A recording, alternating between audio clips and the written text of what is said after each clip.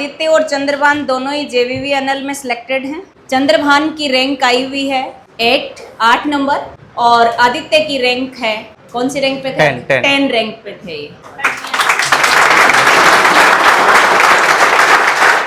और एक साथी और है इनका, उसकी कौन सी रैंक है? वो आज उनको छुट्टी नहीं मिली क्योंकि वो फील्ड में लग रहे हैं। मतलब ये छुट्टी नहीं लेते हमारे लिए एक दिन की। नहीं मैम, एक्चुअली हम तो क्या ऑफिस में लग रहे हैं, वो फील्ड में, तो आज फील्ड में है। सतवीर गुजर और है, तो आज छुट्टी नहीं मिली, ज्वाइन कर लिया। तो भाई सही बात है, छुट्टियों का भी। और देखो ये सिलेक्ट होके भी चले गए, नौकरी करने लगे। हमारे लिए वही पोडियम, वही बोर्ड, सब कुछ वही रह गया। नहीं मैम, आपके निकले हुए हैं तो आपसे बड़े तो नहीं हो सकते। अच्छा लगा दोनों टाइम निकाल करके। छुट्टी थी क्या आज? हाँ बिल्कुल, तो हम ऑफिस में लग रहे हैं। अच्छा टाइम जयपुरी पोस्टेड, इससे अच्छी बात और क्या हो सकती है ना। तो अच्छा लगा, दोनों मिलने आए हैं। आप भी पूछना कैसे पढ़े, ये खुद का कितना डेडिकेशन इन्होंने लगाया सिलेक्ट होने के लिए। क्योंकि आपके सामने बुलवाने का एक मतलब यही होता, हम कितना भी समझा लो, इनको भी समझाते थे हम, लेकिन जब सिलेक्टेड आता है बच्चा तो देख के मोटिवेशन आता है ना। अच्छा लग रहा है, अच्छी रैंक मिली है, अच्छा जोन मिला है, इससे अच्छा और क्या हो सकता है। जयपुरी रहते हो या अप डाउन? मैं तो अप डाउन करता हूँ, ये जयपुर। आप कहाँ से अप डाउन? मैं तो खेड़ली गंज खेड़ली से। मालेखेड़ा पोस्टिंग है। अच्छा अलवर के पास अप डाउन हो जाता है। अच्छा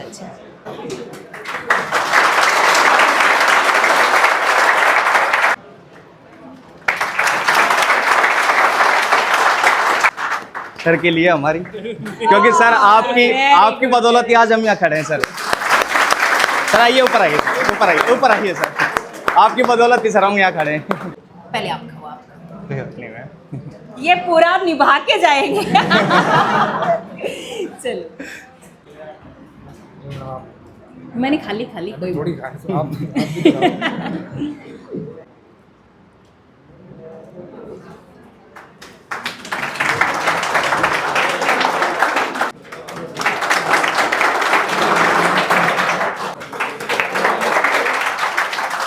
तो डियर, ऐसा हुआ था कि मैं सन 2012 में जयपुर आया था, आपकी तरह ही मतलब तैयारी करने के लिए कि हम भी ये कुछ उम्मीद करके आए थे कि घर वालों को हम कुछ दे सकें।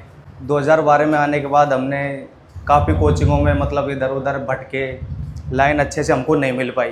फिर हम लास्ट में जाके पावर माइंड इंस्टीट्यूट में सर के पास इनसे हमारा कांटेक्ट हुआ। सर से हमने बोला कि सर हमारे को मतलब गरीब फैमिली से हम निकले हुए हैं, तो किसी तरीके से हमको बस एक जो बेरोजगारी का जो धब्बा लगा हुआ है वो हमारे ऊपर मिटवाओ कैसे भी। सर हमारे को जॉब चाहिए, ओनली गवर्नमेंट जॉब कैसे भी मिले। तो सर ने हमें मोटिवेट किया कि आप हमारे यहाँ कीजिए स्टडी और हम आपको पूरा सपोर्ट करेंगे। तो हमने यहाँ सर के, इन्होंने हमारे को फीस में भी कुछ डिस्काउंट वगैरह किए, क्योंकि मैं BPL फैमिली से बिलोंग करता था।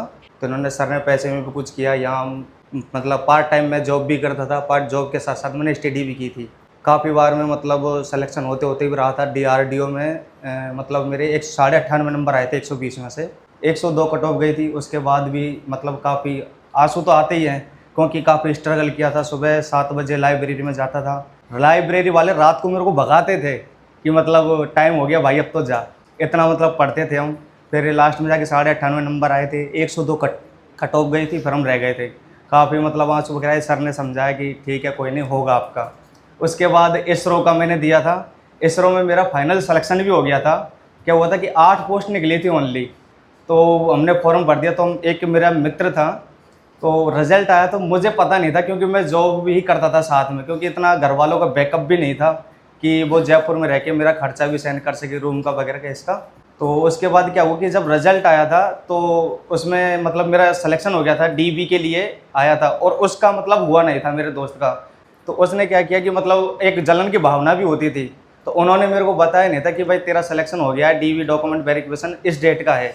उन्होंने मेरे को बताया नहीं था। जब डॉक्यूमेंट वेरिफिकेशन होने के कुछ समय बाद मेरे को उन्होंने कॉल किया कि तेरी कहाँ पोस्टिंग आई है। मैंने कि किस में? तो बोल रहा कि इसरो में तेरा डॉक्यूमेंट वेरिफिकेशन हो गया था। तो मैंने कहा यार मेरा तो हुआ ही नहीं, मेरे को बताया नहीं। तो ऐसे में इसरो में भी रह गया था। फिर उसमें लास्ट में जाके मतलब इतना मतलब लास्ट में जाके मैंने भी जुनून भर लिया था कि अब तो सिलेक्शन लेना ही है। लास्ट में जाके बिजली बोर्ड मिला था। तो उसमें मतलब क्या है कि एक तो ये बिजली बोर्ड की जैसे कोई भी वैकेंसी निकलती है टीचर की, तो इनमें क्या होता है कि बहुत सारी पब्लिसिटी हो जाती है। इसरो में 8 पोस्ट आई थी, तो मतलब ना के बराबर कोई पता भी नहीं चलता था मैं कब पोस्टिंग आई, कब पेपर हो गए, तो उस वजह से मेरा इसरो में रह भी गया था, जबकि मेरा सिलेक्शन हो गया था। पर लेकिन मेरी खुद की गलती भी थी, मैंने ध्यान नहीं दिया रिजल्ट वगैरह पे। तो आज उसके बाद फिर मैंने क्या किया, काफ़ी सारी स्टडी करी। स्टडी करने के बाद आज मैं ऑल राजस्थान 8वीं रैंक टॉप मारा, राजस्थान में टॉप। सर ने मुझे मतलब हताश नहीं होने दिया कि ठीक है कोई नहीं, आप इसमें रह गए, कोई नहीं, और प्रयास करेंगे। फिर इसरो में भी रह गया, फिर सर ने बोला कि और प्रयास करो, कहीं ना कहीं होगा ज़रूर। आज ये है कि आज मैं मेरे घर के नज़दीक पोस्टिंग हूँ। मैं इसरो में होता तो मतलब मेरे को वहाँ जाके आंध्र प्रदेश है या फिर बेंगलोर है, तो घर वालों से दूर तो रहना ही पड़ता। पर लेकिन कहते जो ऊपर वाला करता है वो बहुत अच्छा करता है। उस समय मैं ज्वाइन हो जाता तो मेरे को वहाँ ज़िंदगी भर वहीं पोस्टिंग रहनी पड़ती और वहीं रहना पड़ता, क्योंकि इनकी ट्रांसफ़र वगैरह भी नहीं होते। अब JBNL में हो गया हूँ तो मेरे घर के नज़दीकी 30 किलोमीटर दूर पर मैं अच्छे से, मेरा बढ़िया सिस्टम बैठ रहा है, पर डे घर वालों के पास आ जाता हूँ, अच्छा कोई दिक्कत नहीं है। अब मैं आपको बताता हूँ स्टडी किस तरीके से करनी है। एक तो क्या है कि सर और जो मैडम है, मतलब इनसे आपको कंटिन्यू टच में रहना है, जो भी ये बताएं मतलब उसके अनुसार। और पर डे जैसे डेली क्यों चलती होंगी उनको आपको पर डे ज़रूर लेना है, क्योंकि उनसे अपन को क्या है कि जैसे हमारे क्या कि सबसे पहले हमने थ्योरी क्लियर की थी। थ्योरी हम पूरी एक एक चीज़ क्लियर, ऐसा नहीं है कि अपन को रटना नहीं है, रटंत विद्या घटंत ज्ञानम, जितना तुम रटोगे ना उतनी ही आपका ज्ञान घटेगा, ये फिक्स है। क्योंकि आजकल जो पेपर है ना वो रटी रटी बातें नहीं आती, आजकल आती है मतलब डीपली भी आता है। और फिर जितना आप समझ के करोगे ना, समझ को किसी चीज़ को अपन समझेंगे तो होगा। स्टार्टिंग में मैंने भी यही किया था कि मतलब रटता था मैं बस बुकों को, मतलब 4-5 बुक ले ली, उनके ऑब्जेक्टिव देख लिए, बस ऑब्जेक्टिव रटता था। रटने से सिलेक्शन नहीं होता, समझने से सिलेक्शन होता है। तो मैंने क्या किया, सबसे पहले थ्योरी को बहुत अच्छे से समझा, क्योंकि मेरे को एक एक चीज़ बहुत अच्छे से आ गई थी। फिर उसके बाद क्या किया, थ्योरी मेरे को क्लियर हो गई थी ना, तो ये कि अपन को क्या कि जितने भी ऑब्जेक्टिव क्वेश्चन है उससे संबंधित जो भी अपन को बात पता है तो सारी उसी क्वेश्चन के पास में लिख दो पेन से कि ये चीज़ है, इसके बारे में हम ये जानते हैं। उसका फ़ायदा ही होगा, कभी हम जैसे रिवीजन करने के लिए हमारे को 2-4-5 दिन टाइम मिला तो हम बहुत जल्दी रिवीजन कर लेंगे उस क्वेश्चन के बारे में। तो ये इंपॉर्टेंट है। साथ में आपको क्या कि जैसे आपने टेस्ट वगैरह सीरीज चलती हैं, वो सीरीज़ वगैरह तो ज़रूर लेनी है, जिससे कि अपन को क्या अपना जो कोई क्वेश्चन है जिसमें अपना डाउट रहता है वो अपने क्लियर हो जाते हैं यहीं के। ये टेस्ट सीरीज एक तरीके से ये समझो कि हमारा मतलब जैसे हम उसमें बैठे हैं, एग्जाम सेंटर में बैठे हैं, वही तरीका है बस अपना। ठीक है डियर। हेलो, जैसे मैं साथी ने बताया तो हम साथ में ही करते थे तैयारी, प्रिपरेशन दोनों। हम मतलब पास के ही हैं, एक ही गांव के। ये खेड़ली से, मैं कठुमर, सुना होगा आपने, जानते हो, अलवर डिस्ट्रिक्ट में ही पड़ता है। अब मैंने तो पोस्टिंग, मैंने इसको बोला था भाई इधर ही ले ले, इधर आप साथ में ही रह लेंगे दोनों। अब मैंने तो जयपुर, इधर मेरी 10वीं रैंक थी तो मैंने इधर ले लिया। पढ़ाई के बारे में बताता हूँ, जैसे आपको पढ़ना कैसे है। सबसे पहले तो आप वो सब्जेक्टिव पढ़ो, कोई चैप्टर उठा लो, सब्जेक्टिव ले लिया, फिर उसके ऑब्जेक्टिव क्वेश्चन सॉल्व करो। ऑब्जेक्टिव को आप ऐसे नहीं टिक करके नहीं पढ़ना है, जैसे किसी चीज़ से हाइड कर लो उसको, फिर उसको कि भाई इसका क्वेश्चन का ये आंसर ये है, तो उस हिसाब से करना है। और टेस्ट सीरीज आपको डेली लगानी है, उसका सही से एनालिसिस करना है, सॉल्यूशन करना है, उसके बारे में डिटेल से पढ़ना है। ये है, और तो क्या बताऊँ, वो तो आप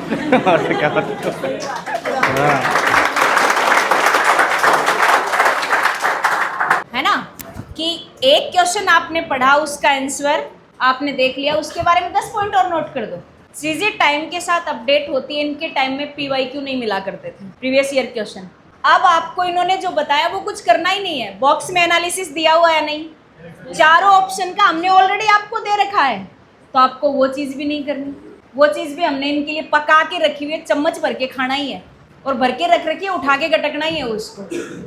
DTS के लिए हम बहुत पुराने टाइम से जाने जाते हैं, क्योंकि जब पावरमाइंड ने अपने पाँव जमाए तब DTS के व्यापे ही जमाए थे, जिसमें जितने भी सिलेक्टेड बच्चे आते हैं एक चीज़ कहते हैं कि रोज़ पेपर लगाया करो तुम, कहते हैं ना, जब तक एनालिसिस नहीं करें। कितने क्वेश्चन लगा लो, क्या मतलब निकल रटने से कुछ नहीं, समझना पड़ेगा अपन। एक सब्जेक्ट पे 8-8, 7-7, 10-10 हज़ार क्वेश्चन मिले हुए हैं तुम्हें, सफिशिएंट है, उतना ही पढ़ना है।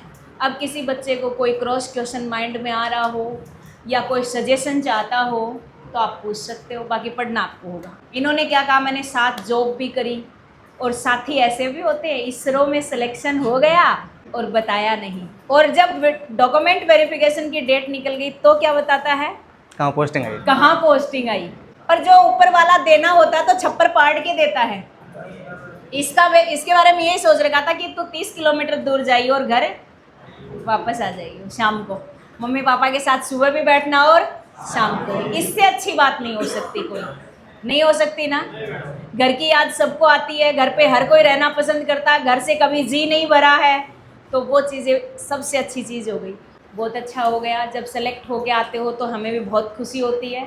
इसलिए आप लोगों से आज इनके कहने पर ज़्यादा भी नहीं तो 10 बच्चे ज़रूर मेहनत करेंगे कि वो 2 भाई आए थे वो लग गए तो हम क्यों नहीं लग रहे। आपके जैसे ही बॉडी लैंग्वेज है वैसा ही है, जॉब के साथ साथ पढ़ा तो कम टाइम मिला होगा पढ़ने को, हाँ, सब कुछ रट डाला, बोले अब क्वेश्चन लगाने हैं, है ना। हिम्मत नहीं हारनी होती हिम्मत और वही कुछ है। नहीं है, हिम्मत रखनी है। पर हिम्मत ही हिम्मत रखे जा रहे, पढ़े नहीं तो भी गड़बड़ है भाई। हिम्मत तो खूब है और पढ़े नहीं, पढ़ने के साथ साथ हिम्मत रखनी है। और हमेशा आपके साथ हम सपोर्ट में खड़े रहते हैं, इसीलिए कि डीमोटिवेट हो तब भी मिल लिया करो, हर चीज़ में आप मिला करो, ठीक है। अब किसी को कोई पूछना हो तो आप पूछ सकते हो कि कैसे पढ़ें, कैसे टेस्ट लगाएं, क्या है। देखो फ्रेंड्स, मैं आपको बताता हूँ कि जो प्रयास करने वाले जो छोड़ जाते हैं ना, वो संघर्ष करने वालों को मिलता है। जैसे जो मतलब कुछ ऐसे होते हैं कि 1-2 साल बस ठीक है ट्राई किया, 2-3 वैकेंसियों में ट्राई किया, उनको नहीं हुआ तो फिर वो अपने बोरी बिस्तर बांधते हैं और चल जाते हैं।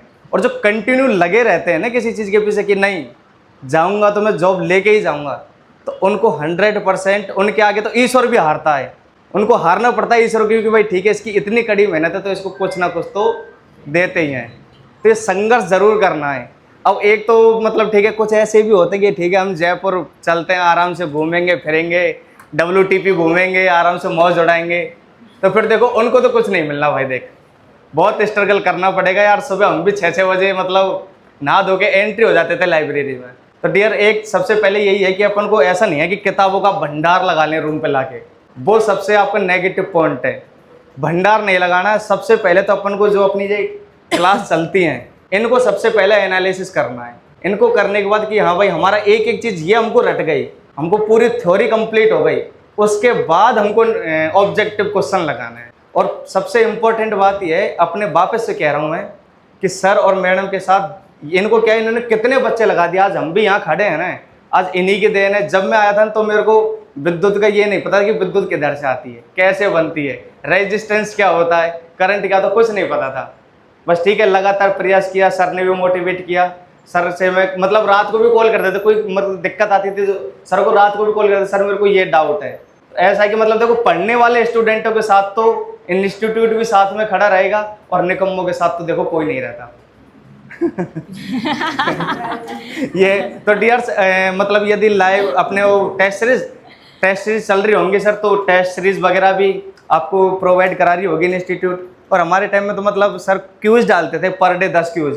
हाँ, तो ये पर डे उस समय तो खैर मैडम टेलीग्राम कुछ नहीं था, अब तो बहुत अपडेट हाँ, तो टेलीग्राम वगैरह खूब चल रहा है, काफ़ी सारी वो वीडियोज वगैरह हैं। तो डियर्स अच्छे से तैयारी करो।